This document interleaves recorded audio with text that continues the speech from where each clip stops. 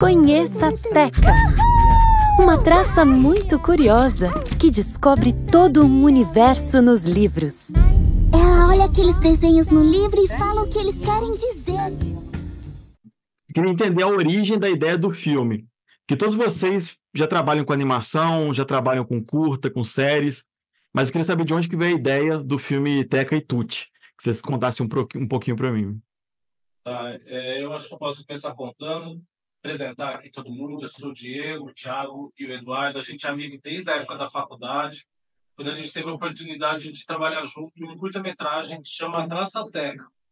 Na ideia de 2001, quando a gente começou a produção, a gente já sentia que o estímulo ao livro e à leitura era algo muito importante e que o Brasil não tinha nenhum personagem, né, uma propriedade intelectual, vamos usar palavras agora do momento, que tivesse isso como uma bandeira, né? Heróis da leitura, sem ser chato, sem ser educativo, né? Daquele jeito que geralmente tem muita crítica ao conteúdo educativo. A gente queria uma aventura, a gente queria fazer um filme que crianças, pais, adultos gostassem, nessa técnica de animação que é o stop motion, que encantou a gente durante a nossa infância, né?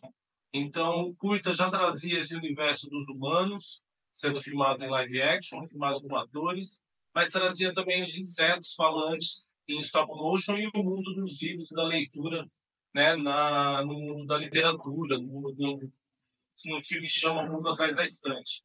Então, assim, acho que o Teca, a Traça Teca e seu Aka no Tutti surgem com essa missão que é fazer crianças gostarem de ir em bibliotecas, né, gostarem de ler, buscarem as histórias, preservar histórias, né, e valorizar o livro. Eu acho que é algo que a gente hoje, em 2024, a gente já vê a falta que o livro faz na formação nossa mesmo, inclusive, né, nesse mundo de telas.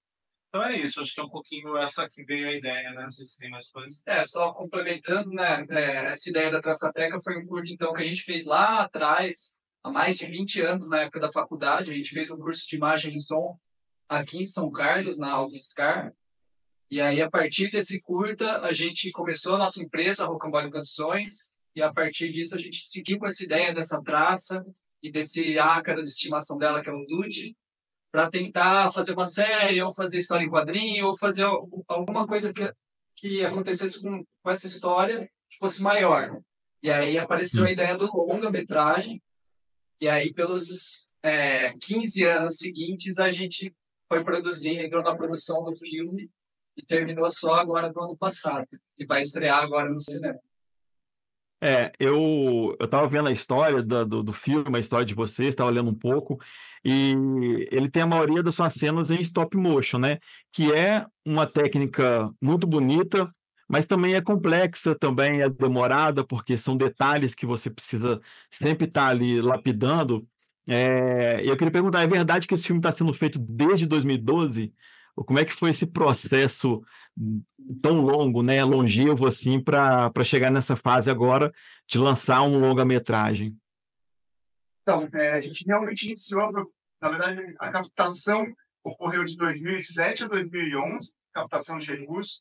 A gente conseguiu iniciar realmente a produção em 2012. De 2012, a gente começou todo o desenvolvimento de bonecos, cenários, aprimoramento de algumas cenas do roteiro, né? Muita coisa estava no roteiro, devido às limitações do boneco, era impossível a gente conseguir fazer um stop motion. Então, teve todo esse trabalho ao longo do ano de 2012, até a gente conseguir animar a primeira cena, foi em julho de 2013. Né? Então, foi todo um processo bem grande de desenvolvimento e construção dos bonecos e cenários.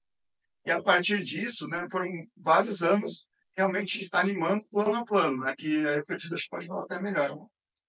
Aí quando entrou a fase do stop motion, é uma coisa realmente, como você disse, assim, é demorado realmente, é uma técnica totalmente manual, não tem como acelerar o processo, né? Você tem que mexer o boneco um pouquinho, tirar uma foto, mexer mais um pouco, tirar outra foto, mexer mais um pouco, tirar outra foto, não dá para acelerar, né? Você tem que ir aos poucos, foto por foto, e aí quando você assiste as fotos na sequência, você tem um movimento. Então era muito tempo dentro do estúdio para sair do final do dia com 2 segundos. No dia seguinte saía mais 1 segundo.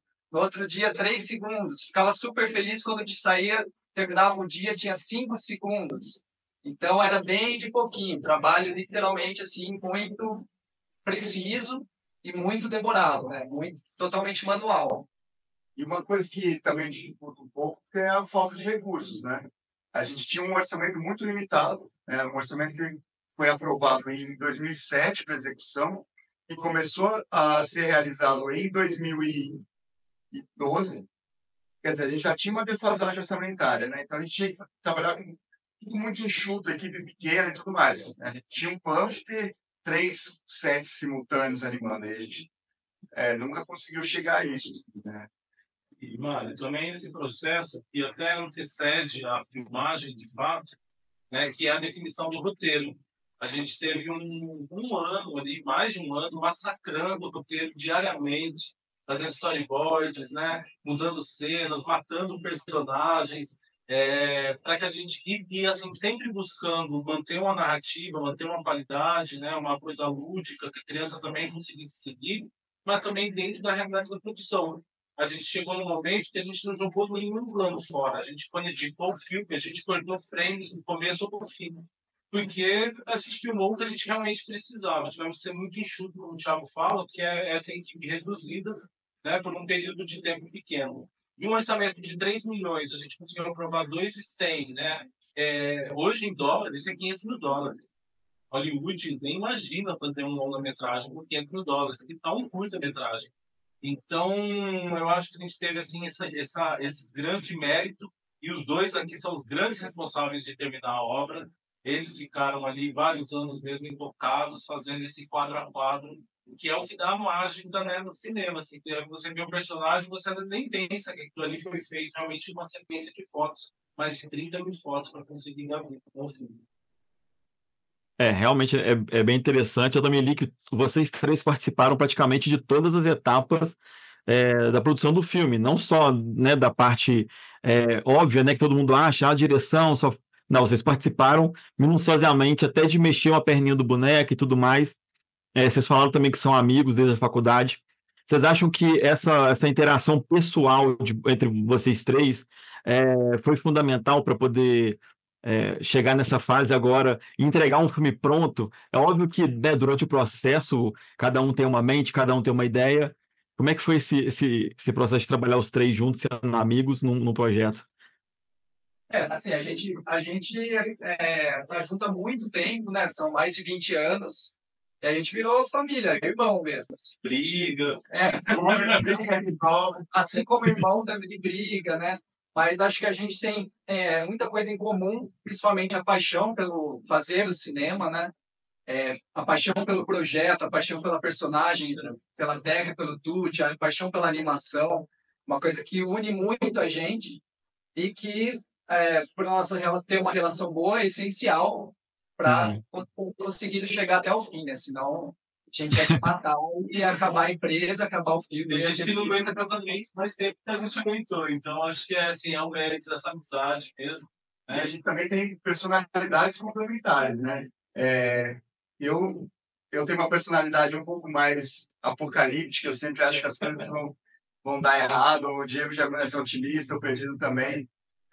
Mas, então, as coisas vão se complementando um pouco, porque um segura o outro, eu não deixo eles fazerem muita loucura, então, assim vai. E a gente tem uma outra personagem aqui também, que é a Ana Luísa, que também está com a gente desde o comecinho, que é a nossa supervisora de som, né, responsável pelo esse som maravilhoso que o filme tem, né, junto com a trilha sonora da Indy, mas também tem um trabalho de Foley muito legal, tudo aquilo ali foi gravado em estúdio, sabe? Com um som, outras coisas fazendo um som de um papo de prata, né? Então, acho que é um trabalho sonoro maravilhoso que o filme conseguiu. Então, ganhei para assistir no cinema. Abra os ouvidos um pouquinho também, sinta essa alegria que é. Tem até passarinhos aqui da nossa região, né? O Bentibi, entre outros aí, Sabiá. Então, acho que é bem gostoso perceber o filme por conta desse trabalho também conjunto que a gente fez e faz. Bacana. Eu tô com uma pergunta na cabeça, desde quando eu li sobre o filme, desde quando eu fui estudar, que a história se passa em uma biblioteca, né? Tá no nome do filme, e a personagem é uma traça, que é um serzinho que para muitos é um vilão dos livros. Eu achei curiosa essa escolha. Queria que vocês me contassem um pouco de onde que surge a ideia, né, de trazer uma traça para ser uma personagem que, na minha opinião, ela não é uma vilã do filme, né? Ela, na verdade, ali é uma história muito complementar da literatura, como você disse. Mas eu achei inusitada essa escolha, que vocês me contassem um pouquinho. Tem uma amiga nossa, que é a Tereza, uma diretora de teatro, e ela era uma senhora, e ela falava assim: que horror, uma traça e um ácaro, os inimigos, você está dentro de heróis. Assim, é a história da defesa da valorização do livro, eu acho que trouxe a técnica, né?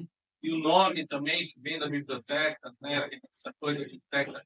A gente sempre teve essa paixão mesmo por essa personagem. Então, acho que eu e o Bertino estavam ali no comecinho, no primeiro tratamento do argumento, inclusive, do curta, que é quando deu origem, né? Acho que essa coisa. Foi na faculdade, eu lembro que eu já trabalhava com animação, fazia animação caseira no computador, e o Diego veio com essa ideia de fazer como projeto de conclusão do curso essa animação. Aí já estava com essa ideia meio pronta, assim, na cabeça dele, dessa traça, que o ácaro de estimação dela rouba o laço da antena dela, vai para a biblioteca e ela vai atrás dele, e ele queria contar essa história, né? Agora, como surgiu essa personagem? Agora, tem uma responsável também, que é pelo roteiro mesmo, que é a Carolina Siskind, que é quando ela traz esse dilema de um ser que tem que lutar contra a sua própria natureza, né? Sua própria vontade ali. Ela é uma traça, ela come pano, mas eles adoram papel. Então, e ao mesmo tempo ela percebe que o livro vai de história, comer papel seria proibitivo. Então, lutar contra as próprias naturezas nossas para defender a nossa história, né? Que é aquilo que o filme guarda. Porque, assim, parece que é uma coisa óbvia, né? A traça que está na biblioteca, ela vai comer os livros, então ela vai estragar os livros, então ela não pode comer os livros. Mas isso, na nossa versão, não existia. A gente só tinha uma traça que curtia estar na biblioteca e curtia comer papel. E aí foi a Carol Siskind, que é filha do Hélio Siskind, e é roteirista, e ela que trouxe esse roteiro com uma perspectiva renovada, assim, vamos dizer, para a gente, né? Ela que apresentou essa primeira versão do roteiro, que trazia essa questão que é meio que o mote principal do filme, né? Uma traça que não pode, ela percebe que o papel dos livros tem histórias, então ela não pode mais comer o papel dos livros. Parece óbvio que a gente está falando aqui, fácil, mas foi tão difícil chegar nisso, assim, nesse âmago da coisa, sabe? Foi um processo realmente longo, né? E também tivemos um trabalho com o Fernando Miller, que é outro animador, diretor, roteirista, uma pessoa, um artista, né? Brasileiro aí no cinema de animação, e ele traz a vivência. Eu acho que ele foi o responsável de a gente falar, não, a Teca é essa menina aqui, ó. E a gente conseguiu embarcar junto, eu perdido, né? Também ao longo aí desses... O roteiro ficou pronto mesmo no final, quando a gente estava fazendo as últimas cenas, já no stop motion, né? Ali foi ali que a gente resolveu o filme mesmo, no final do filme. Uma certa altura do campeonato, a gente foi seguindo a ordem meio cronológica do filme, da produção, já mais perto do fim.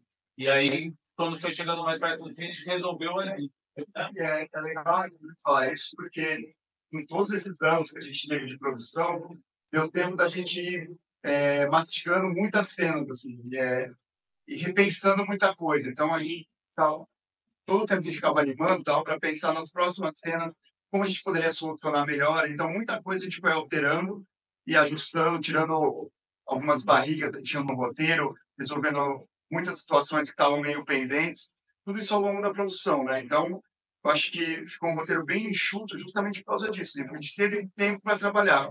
Não é uma coisa assim, não, o roteiro está pronto, temos que gravar em um mês. Não, a gente ficava um mês só em uma sequência ou mais, então esse tempo dava para a gente pensar tudo que vinha para frente, tudo que a gente tinha que fazer, quais seriam as próximas cenas, mesmo o final. Né? No final a gente mudou completamente que era o roteiro original, justamente uma sugestão do músico, do Hélio, falou, não, gente, a partir daqui o filme já acabou, é só encerrar, né? Então, deu tempo de fazer toda essa digestão do roteiro, mais ou menos. Uhum. Pessoal, para finalizar, queria que vocês fizessem um convite para o nosso público para poder conferir Teca e Tutti, e deixe um recado se vocês quiserem, fique à vontade, por favor. Então, a gente quer muito convidar vocês para estarem a partir do dia 25 de julho nos cinemas, né, em salas do Brasil inteiro. Até agora já são 46 salas no Brasil todo. A gente está muito feliz com esse resultado. E é muito importante que as pessoas vão ao cinema, né? Então, nessa primeira semana, que todo mundo possa ir às salas de cinema, conferir Teca e Tutti Mancha na biblioteca. E, assim, foi um projeto que demorou muito tempo. É um trabalho bonito de muita gente, trabalho artístico, de música, de cenários, de bonecos, de animação, de atuação. Quer dizer, é um trabalho muito legal, mas, assim, ver as salas cheias faz com que valeu a pena o nosso trabalho, sabe? Eu acho que a criança estando lá é uma oportunidade de um filme brasileiro, de um filme diferente, que agrada pais, mães, filhos de todas as idades. Eu tenho certeza que vocês vão adorar. E lutar contra uma indústria gigantesca faz a gente ser bem pequenininho aqui, independente, eu acho que é a resistência. Então, a gente quer mesmo que vocês vão ao cinema, vão na primeira semana, não deixam para o final, porque vai fazer muita diferença o seu ingresso ali para movimentar a roda e fazer Teca e Tutti ser exibido em todo o país, que é o nosso sonho. Isso aí, bora valorizar o cinema brasileiro, nacional, e o cinema de animação também. Lembrar que os ingressos também estão com preços reduzidos, graças a esse filme está chegando ao cinema graças à versão Vitrine Petrobras. Então, em todas as salas vai ter ingresso só no máximo R$20, que é muito legal, assim, nesse momento, de quem está um pouco mais apertado, poder ir ao cinema da mesma forma. Então, agradecer a todos e é isso aí. Viva a Teca!